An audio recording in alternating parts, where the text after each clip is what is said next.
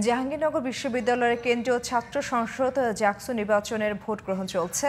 বেলা বাড়ার সাথে সাথে বাড়ছে ভোটারের উপস্থিতি। সকাল ৯টা থেকে বিকেল ৫টা পর্যন্ত ২১টি আবাসিক হলের ২২৪টি বুথে ভোট দেবেন শিক্ষার্থীরা। ভোট গ্রহণ নির্বিঘ্ন করতে কাজ করছেন আইনশৃঙ্খলা বাহিনীর বিপুল সংখ্যক সদস্য। আসলের প্রতিনিধি শামীম হাসান সীমান্তের রিপোর্ট জানাচ্ছেন ফরিদুর রহমান।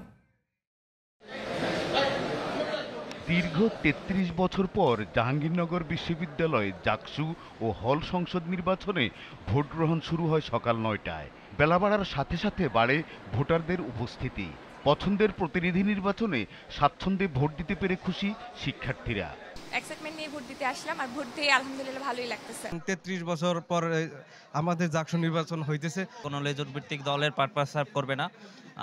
আমরা হলে এই রকমের প্রার্থী বাছাই করতে চাচ্ছি। ফেসিবাদী আমলে ছাত্রলীগের যে দখলদারিত্বের রাজনীতি আর লেজুর ভিত্তিক যে ইয়াগুলো ছিল এগুলো যাতে ভবিষ্যতে আর ফিরে না আসে। যারা প্রার্থী তাদের মাথায় একটা টেনশন আছে, আর যারা ভোটার তাদের মুখে একটা হাসি, আনন্দ দেখা যাচ্ছে।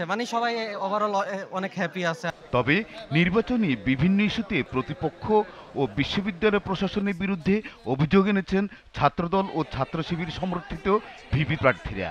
আমরা গতকাল দেখেছি যে নির্বাচন কমিশনে শিবির সভাপতি একদম প্রকাশ্যেই সেখানে অবস্থান করেছেন এবং নির্বাচন কমিশন থেকে শুরু করে প্রশাসনকে প্রভাবিত করার চেষ্টা করেছেন। আমরা জানি আমাদের ভোট গণনার যে মেশিনগুলো নিয়ে আসা হয়েছে সেগুলো এক প্রকার একটি ছাত্র সংগঠনের মদতপুষ্ট লোক বা তাদের কোম্পানির কাছ থেকে নিয়ে আসা। ডোপ টেস্টের বিষয়ে বিশ্ববিদ্যালয় প্রশাসন যাদের ডোপ টেস্ট নেওয়া হয়েছে তাদের রেজাল্ট দেয়নি, আর কাদের পজিটিভ আসছে নেগেটিভ আসছে কিছুই জানায়নি। সেই সাথে বিশ্ববিদ্যালয় প্রশাসন বলেছিল যাদের ডোপ টেস্টে অংশগ্রহণ করবে না তাদের প্রার্থিতা বাতিল হবে, কিন্তু আমরা খবর পেয়েছি অনেকেই ডোপ টেস্টের অংশগ্রহণ করেনি।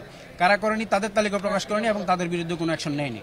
ভোট গ্রহণ নির্বিঘ্ন করতে আইনশৃঙ্খলা বাহিনীর বিপুল সংখ্যক সদস্য মোতায়েন করা হয়েছে। জাকসু নির্বাচনে ছাত্রদল ছাত্র শিবির সহ ৮টি প্যানেলে ২৫টি পদের বিপরীতে লড়ছেন ১৭৭ জন প্রার্থী, আর ভোটাধিকার প্রয়োগ করবেন ১১,৭৫৯ জন শিক্ষার্থী।